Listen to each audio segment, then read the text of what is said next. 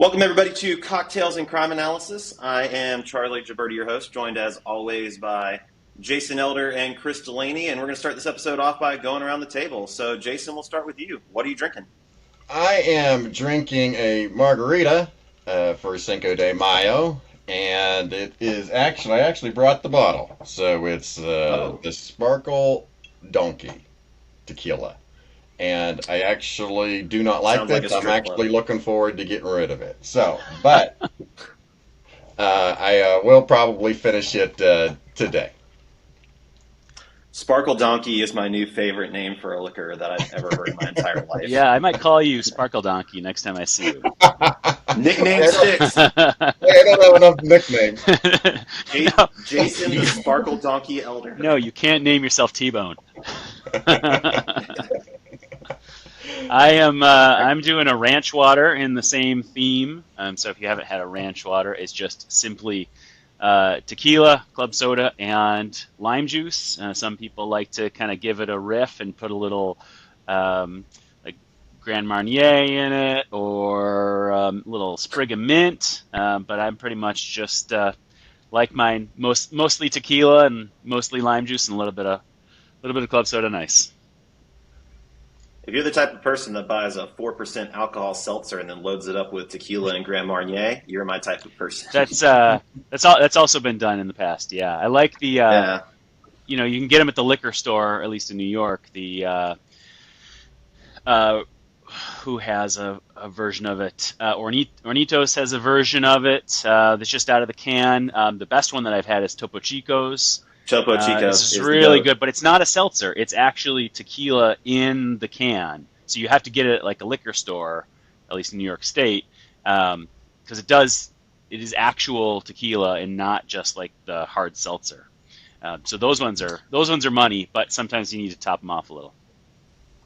This is another fun fact from the kid who grew up in the great state of Florida. Not only is there not all of these anti-alcohol rules, but you could actually drive through a frozen margarita to-go store in certain areas of Florida. So right there, while you're driving your car, they reach through the window and hand you a frozen margarita. And they don't skimp on liquor either at those types of places. They hook you up. Those are also a popular feature in Louisiana, aren't they? They are. Florida and Louisiana share a certain brotherhood You in didn't terms of our. you didn't hit one of those at the IALEIA conference, I assume. I hit many of those at the IALEIA conference, which I am actually enjoying a celebratory Sazerac today. It's a Sazerac in honor of the New Orleans conference that we just got back from, which was fantastic. And it's a celebratory Sazerac because episode 1 of our podcast is the most successful podcast in the history of humankind, actually. That deals with crime analysis and cocktails and was launched in the month of April 2024. Approximately 1 million views of our first episode. Approximately. Yeah, give or take a few. So yeah, the IALEIA conference was absolutely fantastic. As I was kind of talking to people, I kind of have to work during these things. I don't really get to just go be a conference attendee anymore. But hands down, the presentation that seemed to steal the show was the Esri Excel integration, doing mapping in Microsoft Office course. And it's IALEIA tends to be more of a conference for. It tends to cater a little bit more to like sworn and to supervisors than maybe some others do. So there's fewer of those hands-on classes where they are actually teaching you how to use a tool. But pretty universally, everyone was pretty jazzed about being able to make a map in Microsoft Excel.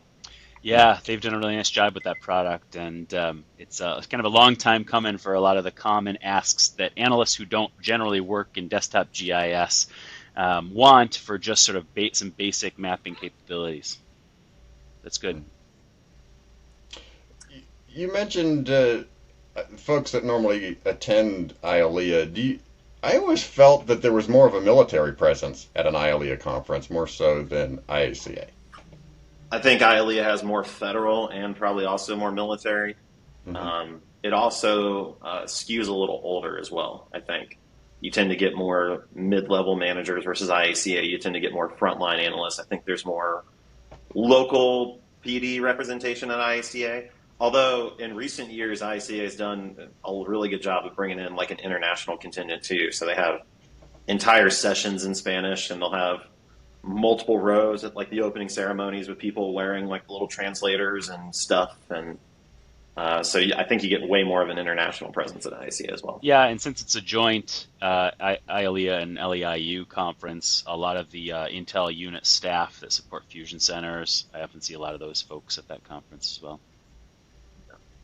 It's a little bit broader of an attendee list, but you know what? Like, they all kind of act the same when you put them in the middle of New Orleans. It's a great American city. Are you Best city in the world to not have a plan. Just go out at night. What was the best thing you ate while you were there? So this was the year that I decided that I was going to try to find the best red beans and rice and the best Sazerac in New Orleans. I'm going to start keeping a diary every time I go there. So I was in a big group chat with a bunch of my friends there, and I didn't really respond to anybody asking me like what I wanted to do or where I wanted to go or make plans. But every single time I had a great Sazerac, I took a picture of it and made sure to give everyone my review. And I think that they all really appreciated that. Yeah. I think that they all really wanted that input. All right, guys, so let's get into some serious stuff. It is May the 5th, Cinco de Mayo. It is also Revenge of the 5th, which, of course, is the day that comes after May the 4th. May the 4th be with you, International Star Wars Day. So real quick round robin here. Star Wars. Best sci-fi movie of all time, yes or no? So you're just talking about A New Hope? Or are you talking I'll about... let you pick any single title from the franchise. Like, no. If you average them out with the sequels, like, they're mid. Like, right. They've diluted it so badly, but...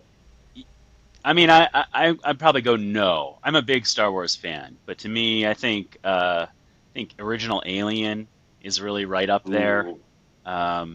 I also happen to be a really big fan of the first J.J. Abrams Star Trek revival. That's a really tight, fun movie that's well paced, not world building. Like I think that's sort of the one. Like I see your picture in the back about Dune. I know people love the new Dune movies and the world building aspect of that. I think there are lots of great options for it's so slow. The world building, but it takes time. It's not the same thing as like a sci-fi action movie, and so that's why I like the J.J. Abrams new Star Trek. How about you, Jason?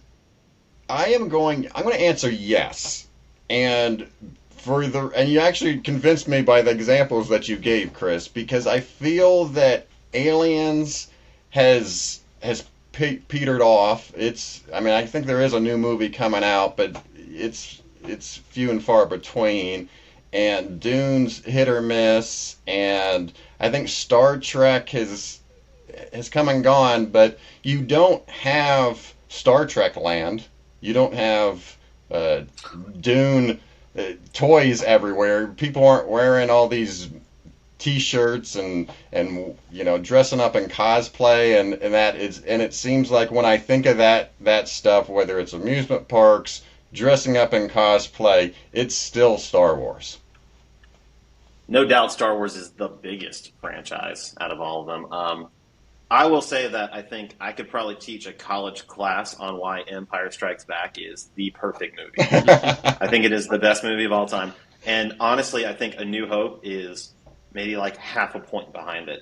Yeah. But if I had to name a challenger, I'm going to throw out Terminator 2. Oh. Yeah, I mean, fantastic sci-fi. Fun fact in the life and times of one Jason Elder is my first official date was going to see Terminator 2. No kidding. How about that? Back in high school. And is relevant relative to the role that Star Wars played and Lucasfilm played in reimagining practical effects.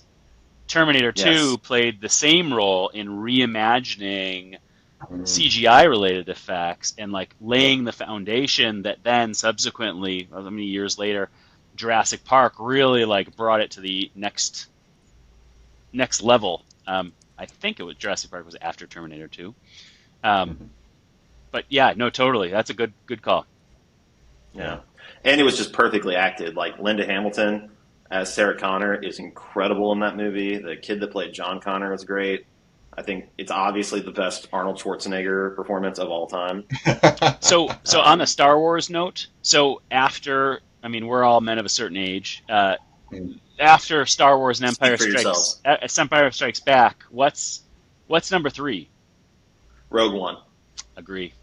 I give Rogue One a slight nod over Return of the Jedi, and I'm really tired of hearing people tell me that Revenge of the Sith is a better movie than Return of the Jedi. You're absolutely wrong if that's your perspective. And it's not just a matter of opinion. You are incorrect. Return of the Jedi is phenomenal. But Rogue One is the first of any movie that's come out since I was a kid that made me feel like a kid watching Star Wars for the first time again. The last 10 minutes of Rogue One is just phenomenal. Just so good. It's beautiful. It's beautiful. Like, all right, well, before I start crying, we can go on for hours. Thinking about the last 10 minutes of Rogue One, which just absolutely broke my heart, I suppose we should get into some actual crime analysis news. So for those of you who were not following C-SPAN as religiously as some of us do, the Fourth Amendment is Not for Sale Act passed the House late last month. It's garnered bipartisan support. It passed by about 20 votes. The intent behind the bill is to, I guess, eliminate third-party companies selling data that citizens are not necessarily aware of. So, of course, the wording of the bill has pages and pages of definitions, but I'm going to read from the in general section here. It says, in general, a law enforcement agency of a governmental entity and an element of the intelligence community may not obtain from a third party in exchange for anything of value a covered customer or subscriber record or any illegitimately obtained information.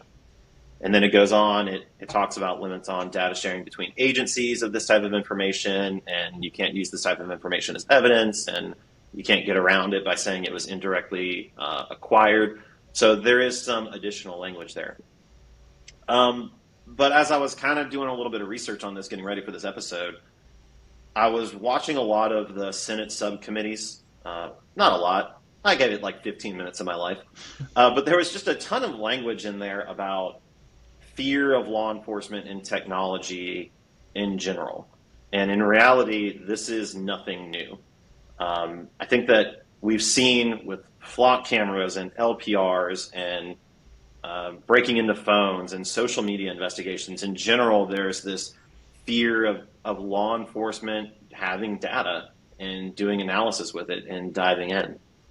So I just wanted to get you guys' thoughts on sort of the motivation behind this, and do you feel like these fears are new? Are they similar to what we've seen before, or are they consistent, and are they legitimate? And so it's important for analysts to be constantly looking out for analytical capabilities that can enhance their work. I think there's sort of a natural reluctance a lot of times by agencies and leaders around new analytical tools because you're often cutting new ground in advance of understanding the societal implications of those tools. And as a result, you don't really fully understand whether or not there are consequences that are negative to society before you're getting into them. So it is really important from a leadership perspective and from an analytical perspective to educate yourself about what is the provenance of this data, how is it being obtained when you're using it. And there are big differences between accessing providers that offer data from various public sources that are aggregated to help you kind of find people or those kinds of capabilities versus things that by and large are being aggregated in large part without users' awareness of them and paying for that access to that data. So I think a lot of this ends up just being sort of cleaning up access to information that ought to have a little bit more structure around it. I don't think from what I've seen in the bill that this precludes the use of subpoenas to get access to things like app tracking data where it's appropriate in investigation. I think what it is intended to do is really just limit unfettered access in ways that are consistent with other types of technology that already exist. We don't have unfettered access to start digging into everyone's cell phone data without a warrant. And I think this is intended to be of the similar vein. Now, whether or not it's actually implemented in that way, and whether that has downstream implications for tools that other types of analysts commonly use, that'll to be determined. But I think the intent of the bill is certainly well intended for an area that probably needed a little bit more regulation. I mean, I would just add that, information that is available to the public is not going to be hampered by this bill. This is information that's out there that anybody can access, will still be available. I find it interesting in the language that you read, Charlie, that they talk specifically about subscriber.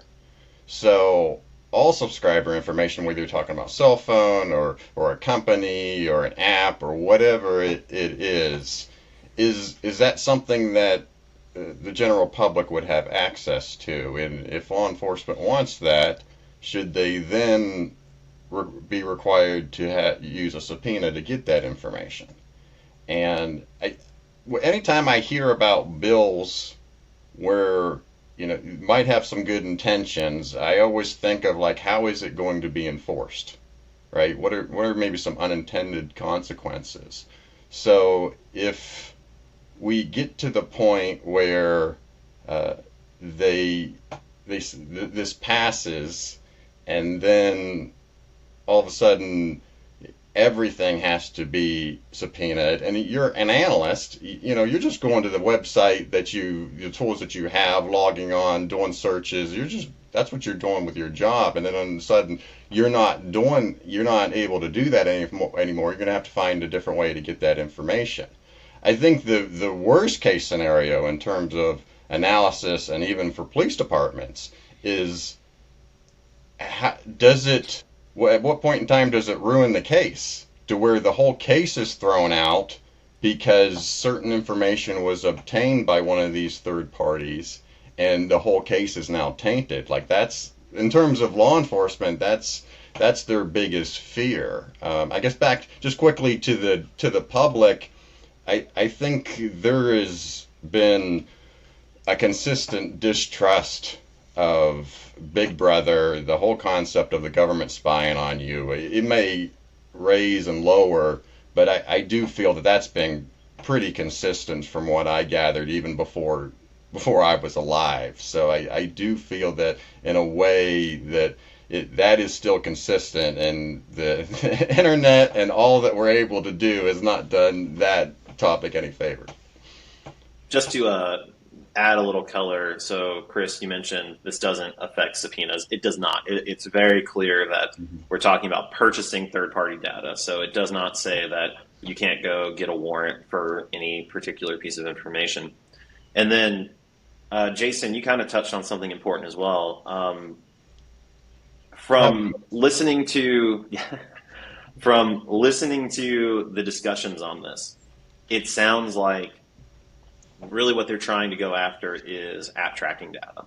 And for anybody who hasn't used this sort of thing before, I was a big advocate for using app tracking data in conjunction with NIBIN leads.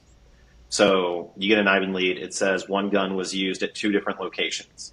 So as the NIBIN analyst, one of the things that I would do to add value to that is try to figure out, what else do these 2 things have in common? Do we have an LPR in the area? Did we catch the same vehicle in the same place at the same time? Well, that's a thread to kind of tug on, right?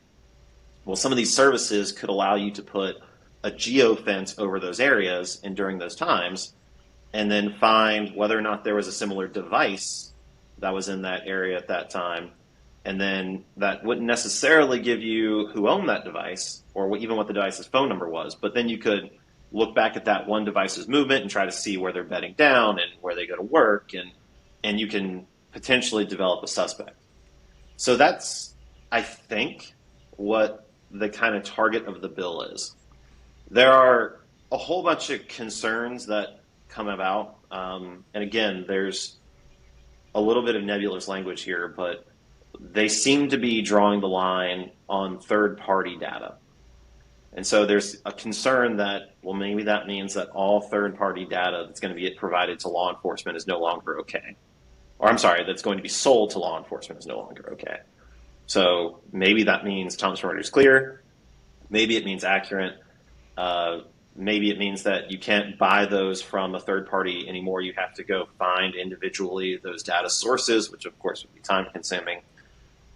But there's also this other line of discussion that's come up recently. I just figured I would throw it out there for discussion. So the sheriff from Polk County, Florida, gave a public broadcast this past week in staunch opposition. And I will note, every single major law enforcement organization opposes this bill. So the International Association of Chiefs of Police, major city chiefs, National Fusion Center, just to name a few, but all of them have come out and opposed this for various reasons. But the sheriff from Polk County came out and he said that this is going to make it impossible for law enforcement to get public records that criminals would be able to get without a subpoena, and kind of implied that it might even be kind of a death blow to OSINT investigations themselves. And of course, anything can happen with this. The language could change, but based on that reading, do you guys feel like those are legitimate concerns? I'll go first this time. I don't, especially with the OSINT stuff. Again, that's open source, and I think the public is more palpable to information that anybody can get. So if somebody is posting something on the website that anybody can see, I think there's more acceptability for law enforcement to use that information. If it's stuff that only law enforcement is getting, and they're getting this back end information from a third party that nobody else can really get to, I think that's when people get the most uncomfortable. So I don't see it impacting OSINT in that regard, like the sheriff described. Yeah, I mean, I think that is a legitimate concern and something that ought to be addressed as the bill proceeds. We wouldn't want, I mean, data that as companies that provide services that aggregate public data have important value to law enforcement, and law enforcement has legitimate ability to get access to that data anyway. So I don't think that's right to impede access to that, considering that they could get it anyway. So I would hope that concern would be addressed at some point in the deliberative process. But that is kind of, I think, distinct from a access to data that is not publicly available, that is often collected without the user being fully aware that it is being collected. I think, like to my previous point, I think that's much more analogous to concerns around collection of cell phone records, where there's not really sort of any understanding that information would be collected and accessible without a warrant. So just, I think, if the goal is to align current practices and technology, then that makes a lot of sense. I would not want to throw the baby out with the bathwater, though. So, depending on whose narrative you're buying into at this point, this bill kind of ranges in terms of perception from this really targeted attempt to curtail a kind of nebulous and shady industry. And it ranges from that to like the end of crime analysis as we know it. So for that reason, we'll continue to keep an eye on this and how it evolves. Of course, it has to still go to the Senate. After that, it would have to go to a president. Which president might it go to? Who knows, because we are in an election year. And then, of course, they could pass a slightly different version in the Senate. There can need to be reconciliation. There is a really, I don't want to say really large, but a very outspoken opposition that is kind of clamoring for more nuance in the bill. So as this changes, if there are major updates, we'll be sure to do another little segment on it. And, of course, we'll post some links to some of the discussions and some of the wording of the bill, along with the along with the podcast episode itself. So if you want to get educated on this, you can. All right, so I don't know about you guys, but I need a little bit of a refill. So when we come back, we're going to discuss Microsoft Access. Is it the root of all evil, or is it the one tool to rule them all?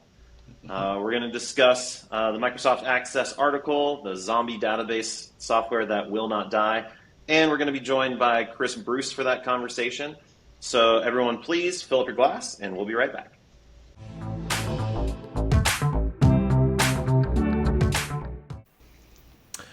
And we are back. Our guest on this episode is Christopher Bruce.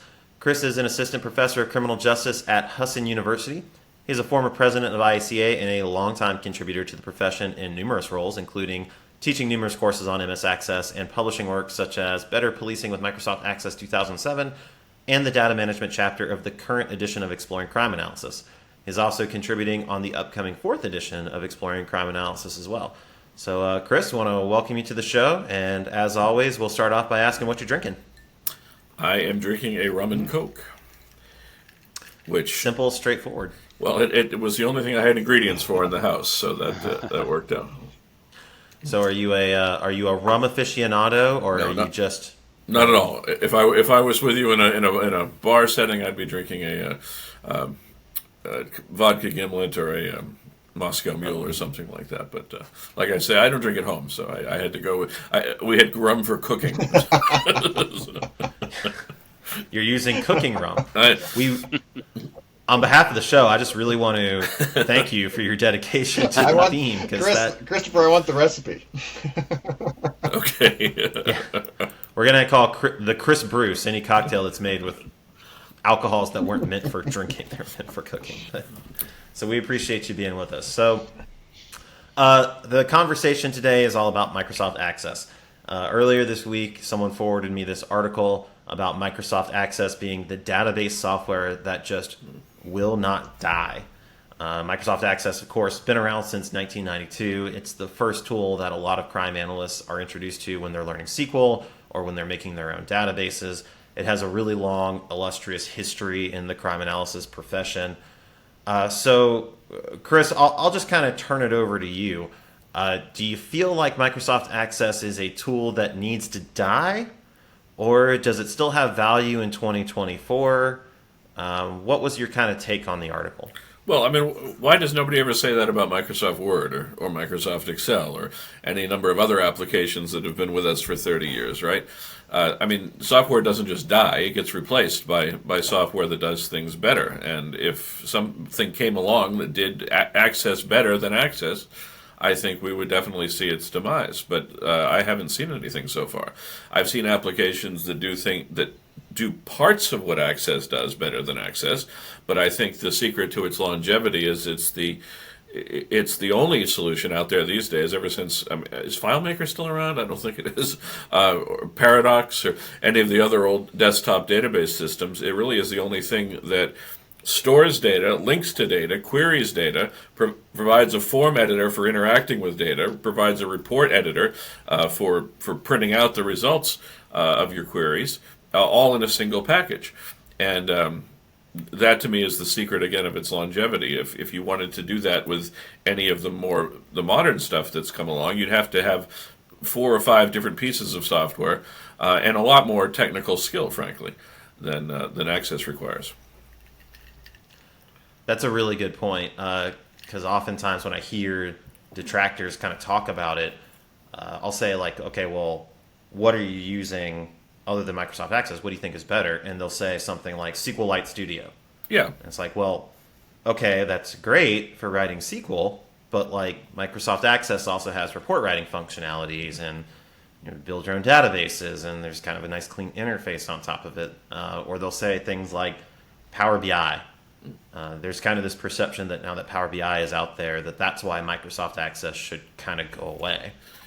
To me, that's like saying that because of the existence of ArcGIS, Excel should go away.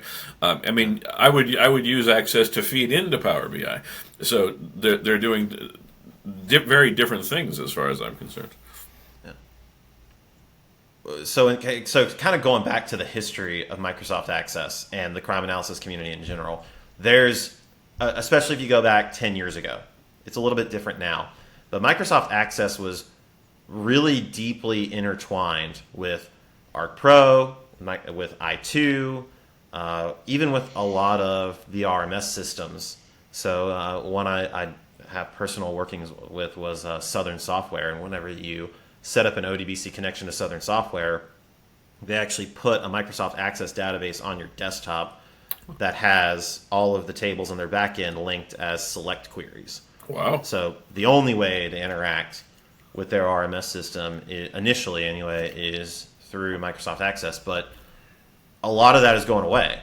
Chris, I know Arc Pro has sort of made an attempt to kind of distance itself from Access, right? Well, sort of like what Chris was saying, everything old is new again. There was a time when as Esri had supported the notion of a personal file geodatabase, which was sort of a lightweight version of a file geodatabase that was essentially Microsoft Access. The story about that is quite a bit bigger, and I think people think that it was an Esri thing. It was actually a Microsoft thing that changed, that prevented us from continuing to use it. But there are a bunch of limitations on it that were suboptimal for users of authoritative data.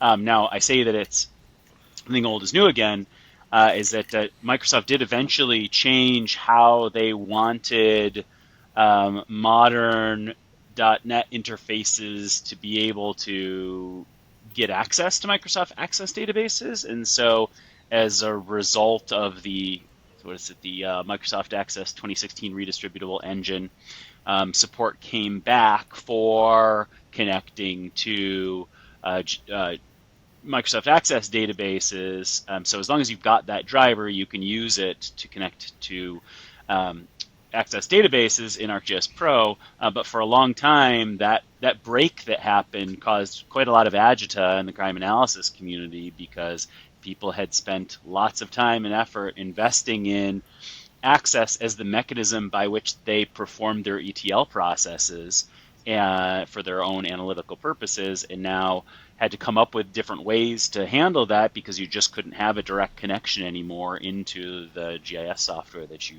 were going to work with. I think agita and glitter donkey are the words of the day for this podcast. I'm not sure that I've heard the word agita used quite that eloquently before.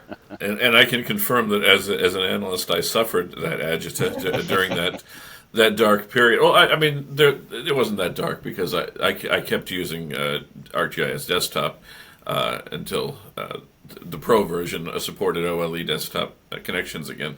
But now, yeah, everything's great. I don't see any reason to change my structure. Just this week, I have to. I just suddenly got a big data dump from an agency in Texas that I have got to do a bunch of analysis for, and hotspot mapping. So I get an Excel file, or a CSV file rather, downloaded from the state website for crashes. I've got Excel files that they sent me as extracts from their records management system. I need a place to unite all this stuff together. And then after I'm done with my analysis, I got to ship it all back to them so they can continue to use what I've created on an ongoing basis. So yeah, I could set up, MySQL database on my computer and write a bunch of interaction forms in Python, but then it's going to take me 8 times as long. And when I'm done, I'm not going to have anything I can send back to them unless I'm ready to replicate all of that stuff on their computer. Whereas with Access, I just link to the different files that they've sent me, join them together in a single database, write my queries, feed those queries to ArcGIS Pro through the OLE database link, and I feel like I've got everything in front of me that I need.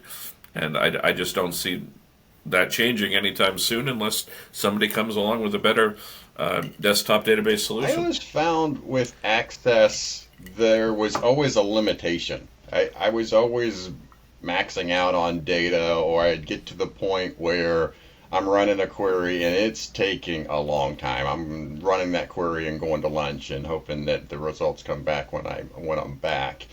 And Sure, I don't know. I have not used Access in quite a long time. So is it changed much, or do we still have the limitations and the processing time in play? Well, there are definitely some limitations. The biggest one is the 2 gigabyte file size limitation, which I've never fully understood, but it must have a good reason because it's been with us ever since the earliest versions of Access, and you'd think that if there was an easy way to get rid of it, they would have. The that does create problems with very, very large data sets that you're trying to store in Access. Now if you're linking to another database system from Access, then that doesn't become a problem. But if you're storing it in Access, or you're trying to store things like files or photographs or other OLE objects in the Access database, it can definitely balloon to 2 gigabytes pretty fast. As for querying speeds, I think that often comes down to the ODBC connection more so than Access itself. So when you're writing a query in Access on linked data, it's got to pass that back through the ODBC connection to the original server. And there are times that, especially if you're linking data that's local in the Access database with server data, there are nuances to how you write the query that sometimes it literally brings everything over and then does the filtering in the Access database, and other times that it only brings over what you've asked for, and it's hard to demonstrate that without a live connection and so forth, but definitely it can happen. My rule of thumb is if the query takes more than 30 seconds or so, I hold down the escape key and go back, causing it to quit, and then go back into the design and try again because something's probably set up inefficiently in the query design. Yeah, no, I mean, I think one of the things that's interesting about this conversation is really the precarious balance of enabling capability versus sustaining enterprise functionality in organizations, and that's why enterprise is such this hot button focal point for this issue, that it really represents this sort of data jackknife that can be incredibly useful for analysts for whom they are not supported very well from a data environment, and so you can do a lot with it. But IT organizations generally hate it because these ability to do one-off project-oriented things suddenly turn into programmatic official sources of data collection that implicitly IT now is responsible for administering at some point in the future, and they don't want to administer it in that way, right? And so there's always this sort of risk of the balancing between what are kind of capabilities that you need to get your job done that are lightweight and easy versus this thing that ultimately becomes an enterprise-wide need, for which Microsoft Access is probably a sort of inferior product, and finding those boundaries. But in many ways, I think that just reflects the cautious dance that analysts often have with their IT departments, because IT departments often hate super users because super users want things that are pushing the edges of where the IT department wants to control standard use cases and policy and procedure, and the nature of the work that the analysts need often extend beyond sort of clean boundaries. And as a result, Access epitomizes that in its way that it can connect to different data sources. It can generate reports that are non-production reports but can be reproducible and automated.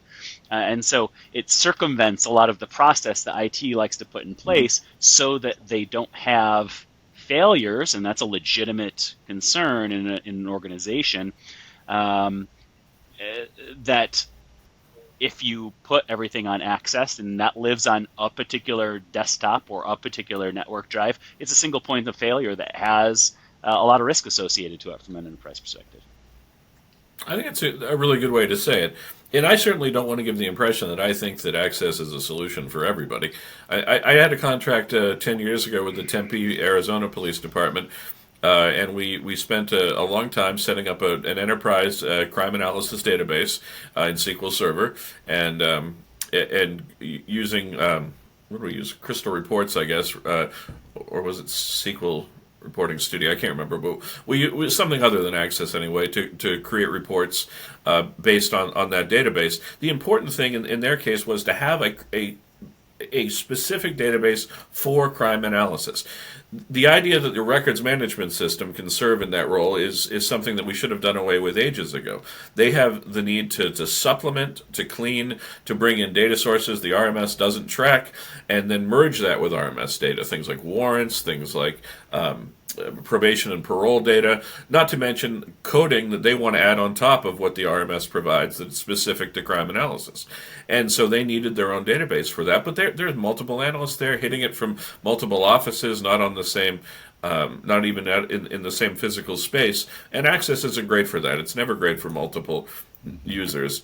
So that I was perfectly happy to work with them to set up a much better a much better set of technologies that provided what they needed. But they had an IT department that fully understood and was on board with what we were trying to do, with the need for a special crime analysis database. And it was a large professional IT department. We don't have that at every place that I go to work with. Just this last month, I've been working with an agency in Massachusetts where the analyst is a sole analyst by herself in an agency that has, I think, an IT officer, a police officer serving in that role. And I don't think he would, I mean, I'm not necessarily anything against him. It's just based on his training, he would know what I was talking about if I started throwing words around like SQL Server and database management systems. So I designed an Access database that with a couple of clicks of a button, she draws in the data from her RMS. She can edit it, supplement it, do her own automatic reporting from it, and it links to the data that's good from the RMS. It copies the data that she's going to need to change, and it works for her. And fortunately, nobody's come along and say, so well, because of policy, we can't have Access databases here. So IT departments need to recognize there's a lot of in-between space there in which Access is a good solution. But sure, if it's not, and they're willing to take on the role of setting up a proper crime analysis database and what they think is the right technology package that has all the same advantages, that offers all the same functionality as an Access database, I'm all for that. I would never try to push Access as a solution where it's not the best solution. I think one of the things that you see is you're an analyst, you want access to certain data, and it's just going to come, maybe it just comes to you in a feed, emailed to you, or maybe it shows up on a network somewhere that you have access to, but then you're going to want to query it. You're going to want to do the analysis that Christopher mentioned. And you go to your IT department and ask them and said, okay, and they may tell you like, yep, we'll get to that sometime next year because we're got several tickets, we got several projects, we're not gonna be able to get to that. So what's the analyst left to do, right? What's available to them? Most likely, the Microsoft suite is going to be available to them, and in that comes Access. And that's where you get this homegrown, I can study up, I can learn how to get data in there, I can learn how to get data out of there, and that's the reason I believe you go back to just nothing else has replaced it kind of mentality. I think that's where a lot of analysts find themselves. It's like, I have this data and I'm going to build this database on my own because that's going to get me where I want to be quicker. That does bring up, I think, another good point about this issue is that in some respects, the issue that is actually occurring inside of the department is a personnel issue and not a technology issue at all.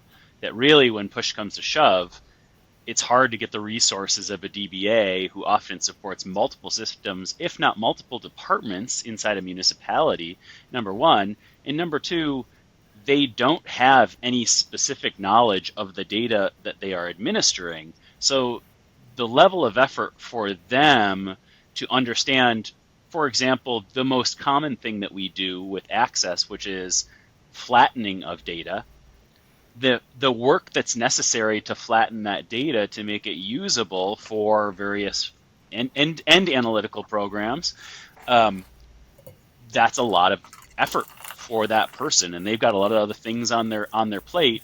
And for the analyst, having to hold that DBA's hand through that process is not valuable time. Like, they might as well just, they've got a tool, they might as well just go ahead and use that tool to figure it out on their own, because they're going to be hunting and pecking through it anyway.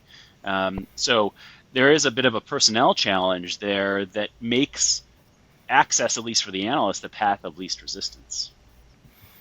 I would also add that in terms of, sort of half-assed data solutions with bits of data residing in a bunch of different places that are potential single points of failure, Access is absolutely dwarfed by Excel in this regard.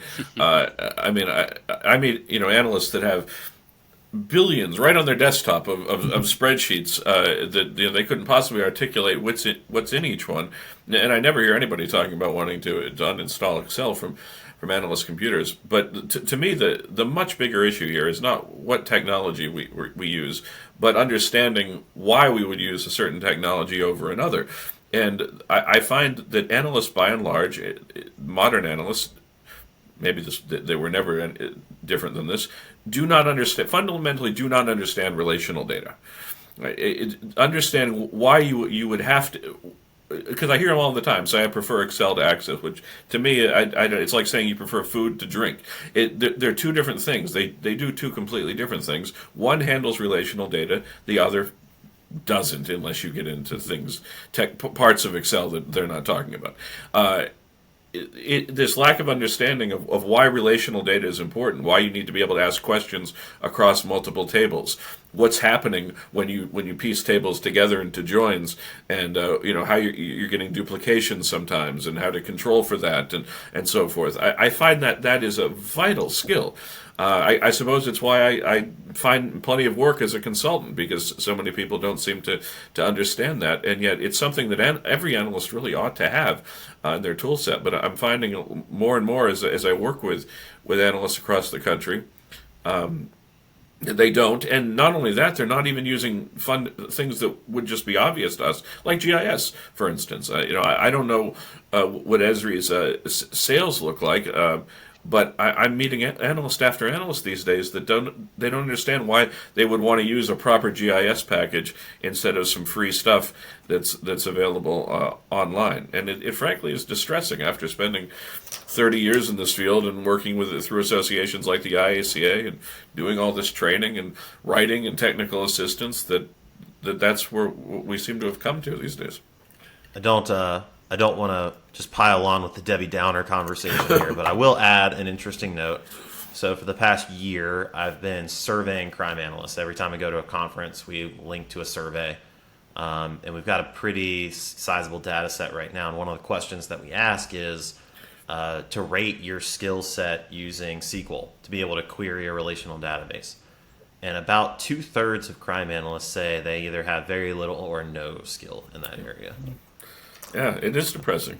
Well, I mean that's another vote for Access. I mean, I vividly remember running the crime analysis unit in Rochester, New York, and having Sean Baer come out to get the attack program implemented in our office, and I had a fairly complicated set of things that I wanted to brought in and cross-reference with the local tables that were in attack. And I remember Sean saying something along the lines, of, I don't really know how to write that in SQL, but I will just work on it in Access. And then once I figure it out in Access, I'll just copy the SQL code and then we'll use that.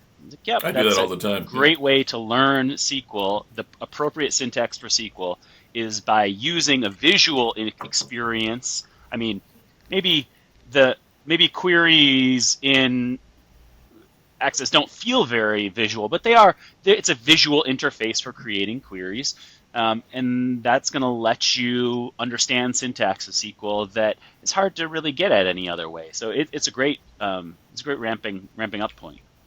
At 100%. That process of adding tables to a query and then drawing the lines between them, right? I think that makes a lot of analysts, that aha button goes off in their heads a lot easier than if they're writing, inner join and typing the fields that way. I think it is interesting because Excel is the number one tool, right? Everybody is using Excel. Oh yeah. And whether analysts use it every day or not, probably the customers that they're giving data to are opening up in Excel. I mean, all these programs, if they have an export function, they're exporting into Excel. And so Excel there's a lot of users for Excel, and I think it does get to the point where analysts and other folks draw the line like, hey, I'm comfortable in Excel, but I'm not comfortable in Access. So I'm not going to go. I'm not going to go down that path of learning Access. The only way that works is if they're not answering complex questions of multiple tables.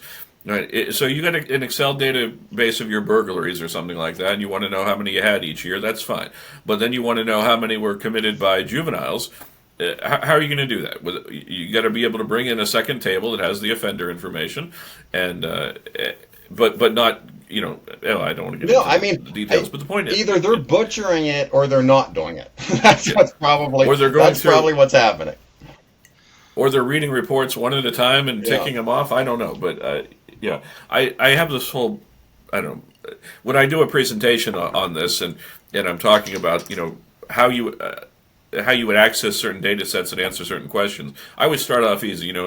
Show me how many burglaries you had in the last 6 months or something like that. But then I slowly add to it and build onto the question, but never in a way that's crazy, never in a way that goes beyond what you might actually have to answer as a crime analyst. And one by one, you start to see how Excel doesn't do it.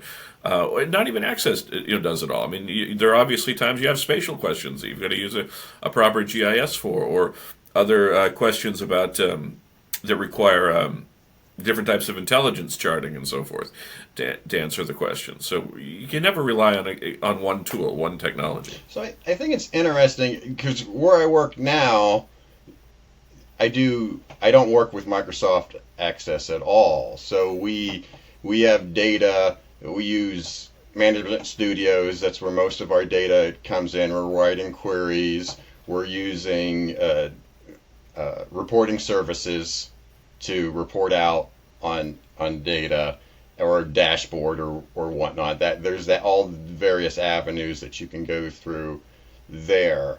So I guess the question though is, should that be more of the standard, and should Access die? Because it should be going into something that's more on a SQL-driven environment with the access to a network and publishing out on some reporting services platform. Well, hold on, because let me make an important distinction here. When you say SQL-driven, I think that's kind of obfuscating the point. When we say that nothing has replaced Microsoft Access, what we mean is there is not a desktop tool that has replaced Microsoft Access. But Microsoft has come out with Power Platform, which gives you the ability to do all the things Microsoft Access would do and more, and do it all inside Azure, which is in the cloud. And then, of course, you can always operate off of your own on-prem server or whatever with some of these other things. But there hasn't been anything else in the desktop space. And I feel like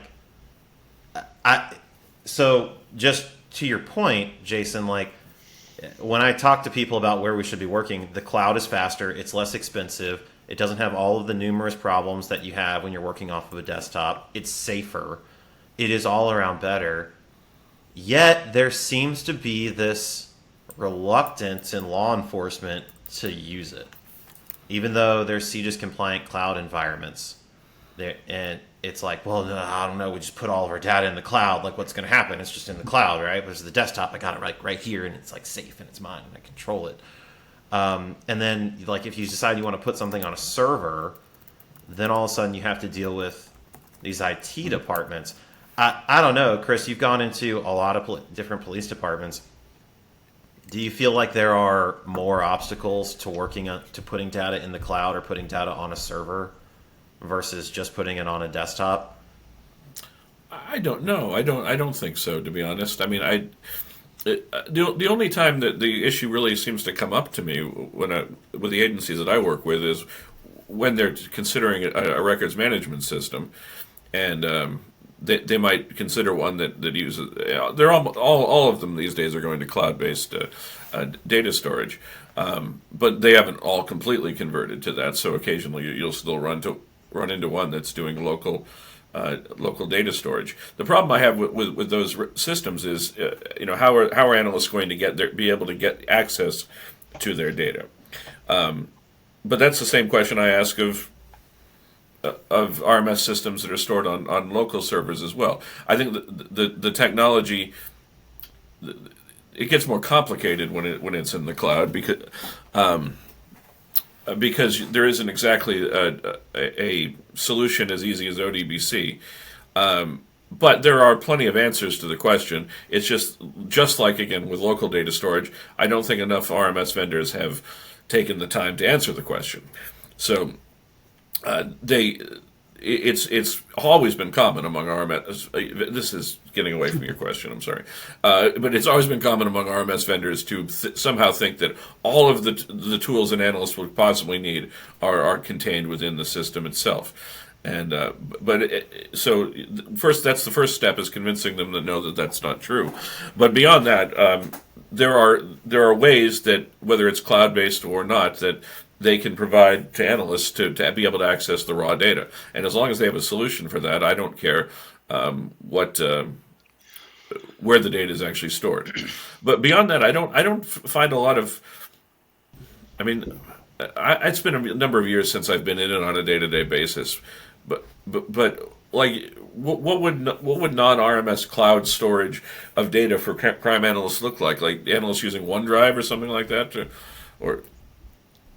I mean, it would just be the same as when you run a query inside Access. Like, say you use a make table query. You pull data out of an ODBC connection from your RMS. You have a table of it inside Access, and now you do stuff. Except instead of existing on your desktop, it exists inside an Azure environment that you just access through your browser. I don't see that would cause.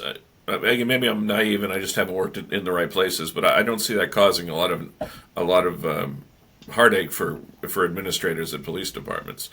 The arguments that you've made about the cloud being safer and it being CJIS compliant and all that stuff, I think that most agencies would be sold on that.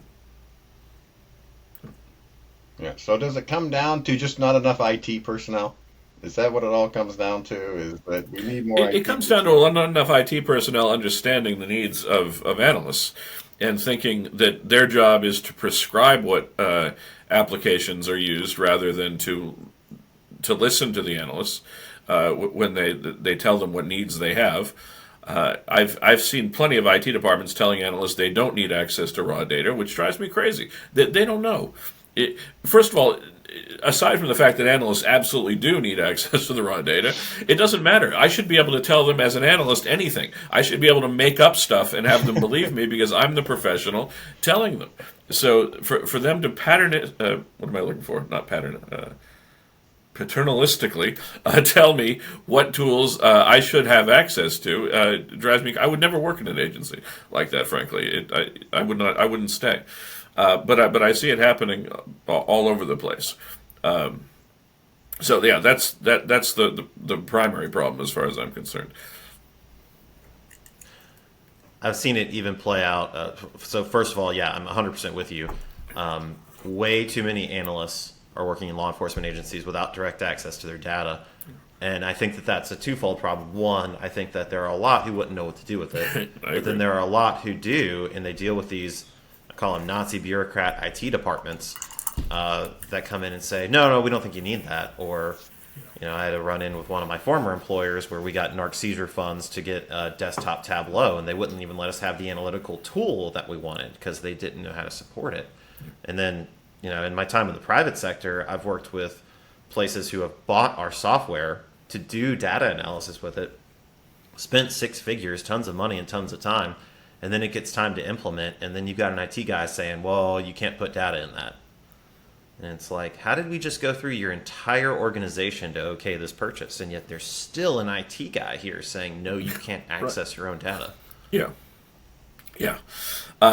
So if you don't mind a little plug for something, I started a blog a couple of years ago and didn't get very far with it. I only wrote a few things on it. Just give me the damn data, right? You have Exactly. Yes. So Yeah. So if you want to know more about this, Modern Crime Analysis is the name of the blog, and I've got an article about just give me the something like that. Yeah, just give me the data. That actually, I think it really does a good job walking through different scenarios about why you do need that direct access to raw data. And if you don't mind a non sequitur, I'd just like to, for everybody's benefit, I'd like to make it clear that I've been refreshing this just by pouring from a Coke bottle, not rum and Coke. So I have not had 7 cocktails during this. We have no way of verifying that. So Chris, so for the newer analyst or the inexperienced analyst who hears all of these things, like we've said, everyone kind of gets inundated with Excel. For the most part, most crime analysts are told you need to learn ARC, although certainly there are some who don't. But for the analyst who is hearing all of this potential, all of these criticisms of Access, it's going to go away, it's antiquated, it's not as good as these other things. Microsoft Access has been around since 1992. Some features of it are largely the same. What things does Microsoft Access still do really well, and what things are no longer worth the time to learn? And what should analysts be looking to Microsoft Access to supplement their analytical skills with? Well, what it does, the two things to me that it does really, really well are it allows you to combine data sources. Right, so if you've got some data in your record system that you want to link to some data that you got from an Excel file or that you're storing locally, Access is the place to synthesize multiple data sources that way, and then to design queries that combine that data from those multiple sources. The second thing is those queries. It provides a very easy to use front end for SQL, as Chris Delaney was saying, that allow you to, in a visual environment, put tables together and then assign criteria to that you want to apply, and to write your own expressions, and to concatenate and split and do calculations and so forth. So those two things are its primary strengths. The ability to link multiple sources, including data that's stored in Access, and the ability to ask questions very easily, including aggregation and filtering and cross-tabulation and all those sorts of things. The interesting thing about the second part of your question, what are the things not worth learning? Microsoft has done a good job of basically cutting those out of Access as they've realized, there are many better applications for this. For instance, for a while, Access had pivot tables, but they were much harder to use than Excel, and Microsoft basically eventually said, nobody's using them, we're just going to remove the functionality and let people do what I've always done, which is feed the data into Excel if I want to use Excel's pivot tables.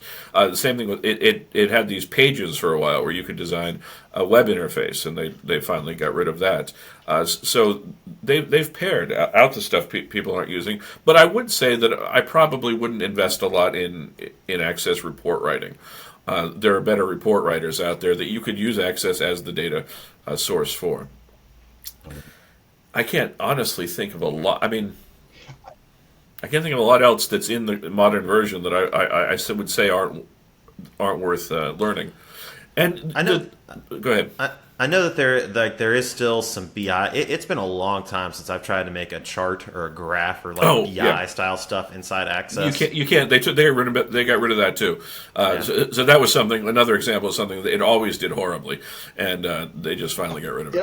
I always thought, Microsoft, it's on a different plane, right? If Microsoft, if it was just a company that sold Microsoft Office, by now we would have had they would have combined platforms. Like, you would be able to go from Excel to Access to PowerPoint, like streamline that whole thing. I mean, you can. You can, but it takes some effort, and too much effort, and too much can go wrong, and whatnot. I have always thought that, I was always jealous in Excel when I'm working on Excel. I was like, oh man, I really wish I could have the reporting function of Access.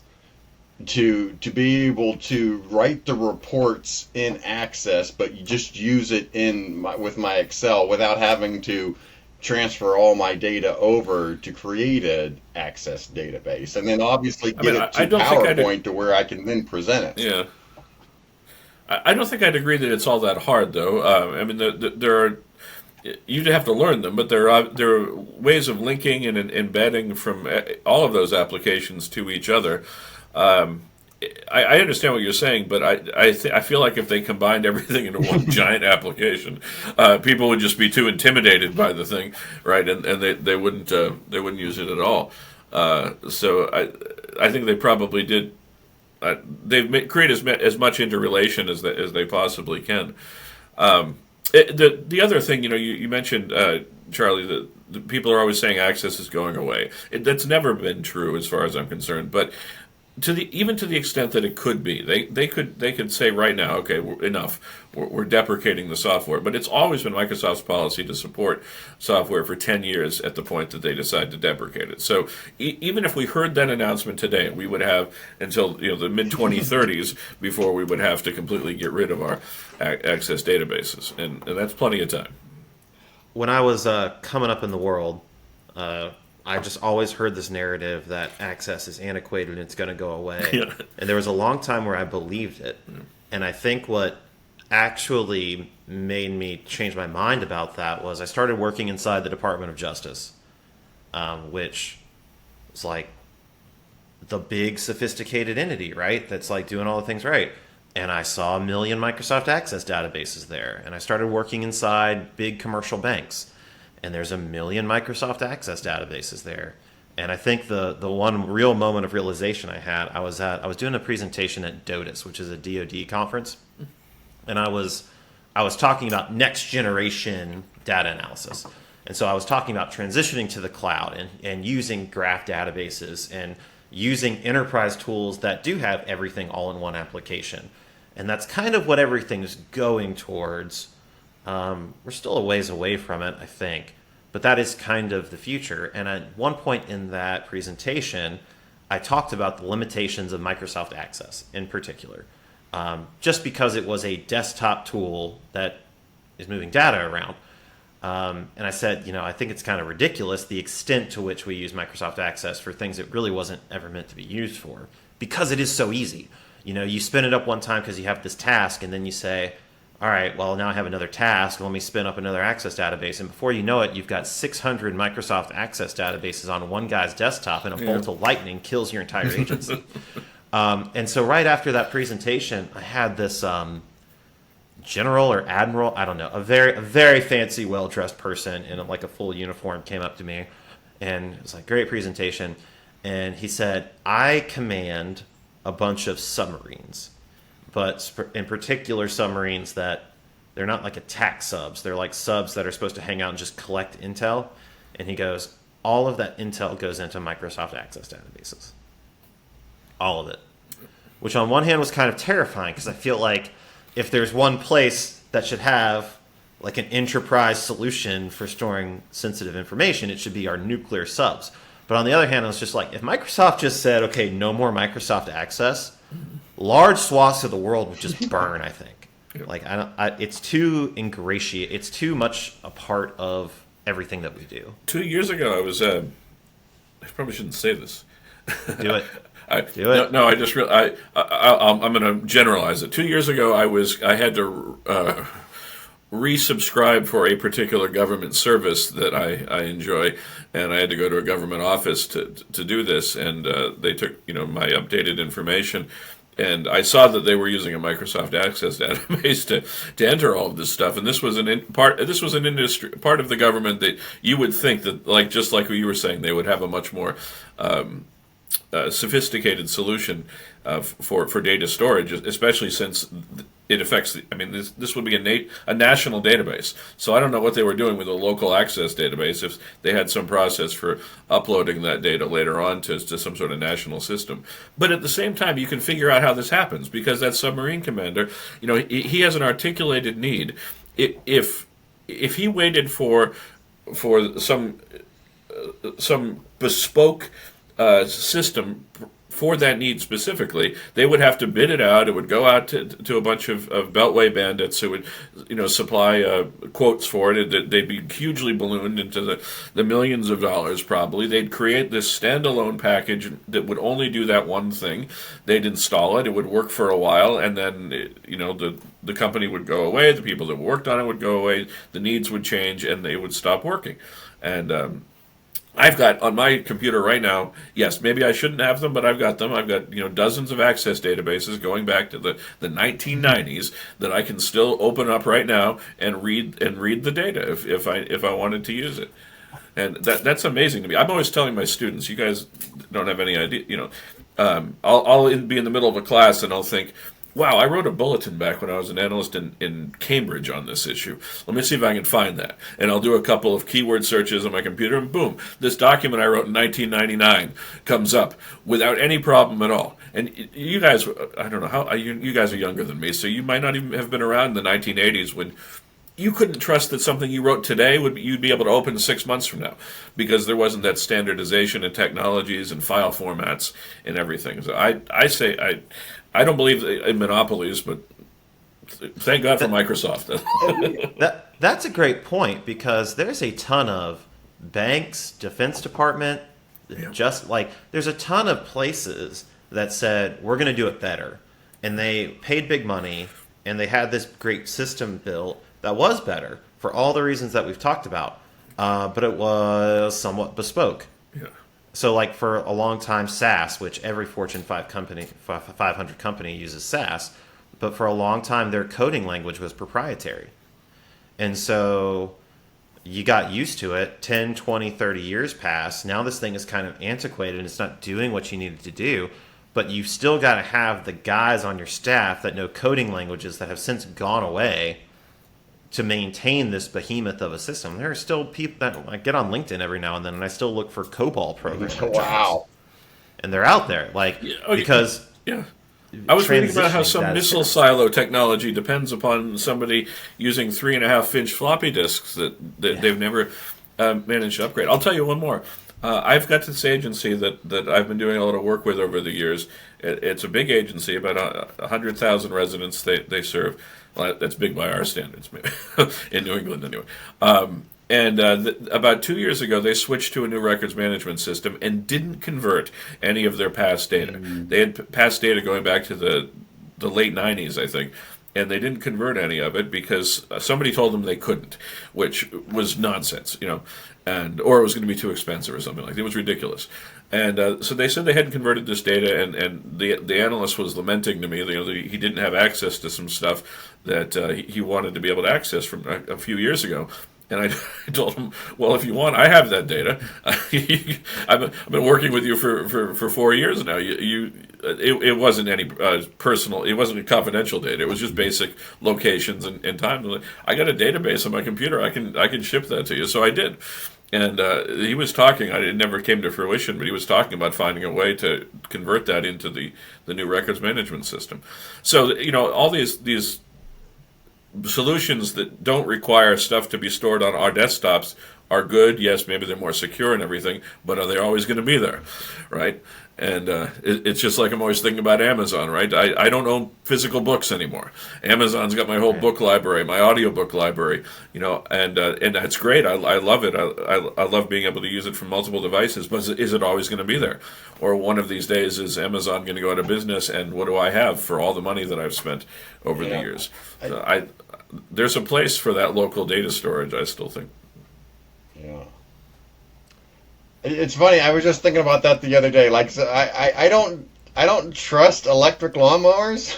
Like, I just feel that they're not going to last as long. But I think someone's going to prove me wrong that they're going to have like a 40-year-old electric lawnmower someday or whatever it is. But it is funny that you don't trust certain technology, and I think that was the point of the article too. Is the power of it works. Right? It's not broken. Why are we fixing it if it's not broken? I can tell you that has a toxic side too. Yes. I did some work with a police department who everything was run, and granted they were operating pretty well.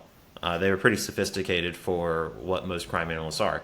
But everything was running off of desktop access databases. And there were macros that were running that were feeding ArcMap, and they were making map books, and they was feeding Excel, and they were making automated Excel charts, and it was feeding Power BI and other things. They were maxing the capabilities of Access, but it was all very static.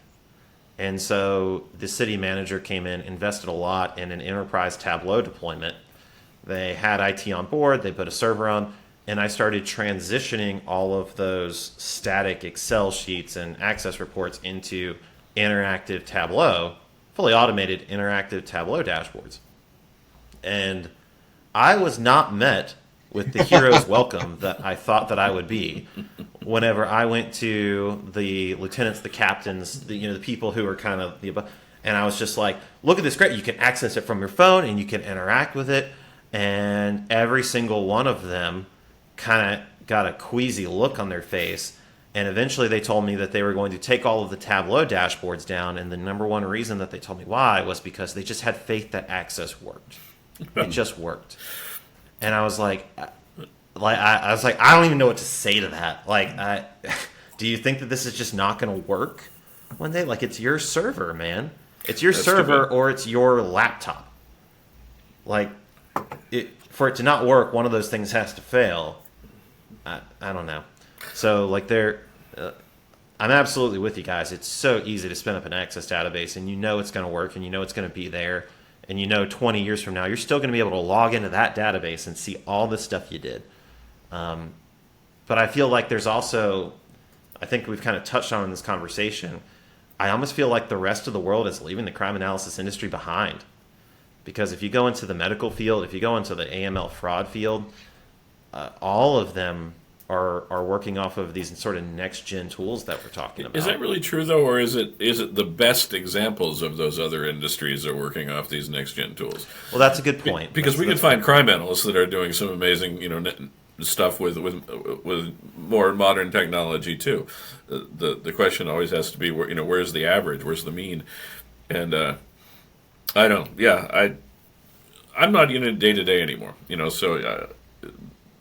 My opinion doesn't matter as much as somebody who has to work with their data on a day-to-day basis. As long as they understand relational data, they know how to ask questions, they know how to answer the questions. I don't care if Access goes away and they find better technology to use it. I have a much bigger problem, as we discussed earlier, with the fact that those skills seem to be dying in our field. And I don't know what the next generation of crime analysts is really going to do if they don't develop those skills. What are they going to be there for? At what point does AI start to take over what crime analysts are doing for their agencies? If your job is based entirely around your ability to do administrative reporting and make some basic charts in Excel, it's not going to last very long. Our field isn't going to last very long. The technology always ought to be a vehicle for doing the things that we're trying to accomplish as analysts, and that's where my current concern is. It is not seeing enough analysts trying to accomplish great things with the data that they have access to. But I suppose that's a subject for a different podcast.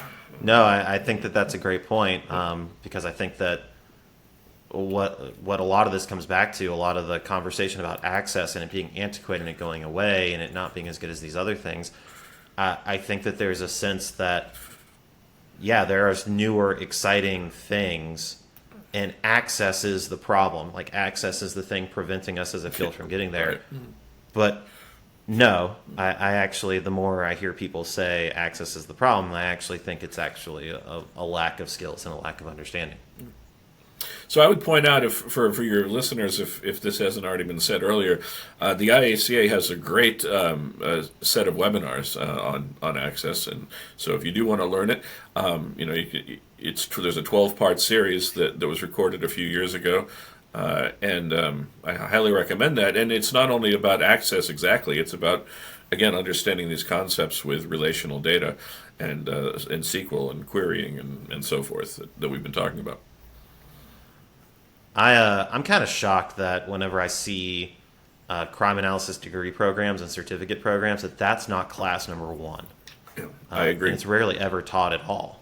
It's to the point that I don't even recommend that agencies look for criminal justice majors anymore. I don't either. I think they should look for people who have shown that they understand data. So data science, whatever it's called at a particular university, data analytics, because they've had to take classes on these technologies that we've talked about. They've used Power BI, they've used Tableau, they understand relational data, and then you can learn the crime side on the job.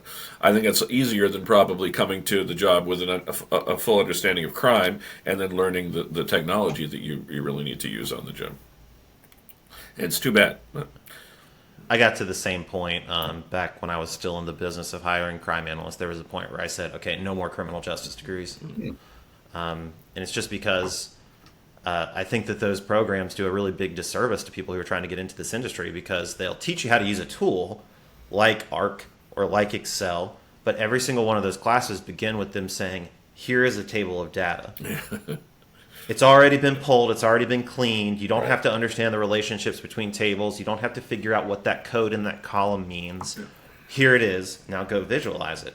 And so when you talk to them, they say, yeah, I know how to do data analysis, and they can make some great visuals and whatnot, but then you put them in an agency, and they're just not equipped to jump in on day one and then start pulling data and start finding patterns and start making products. Yeah, I agree.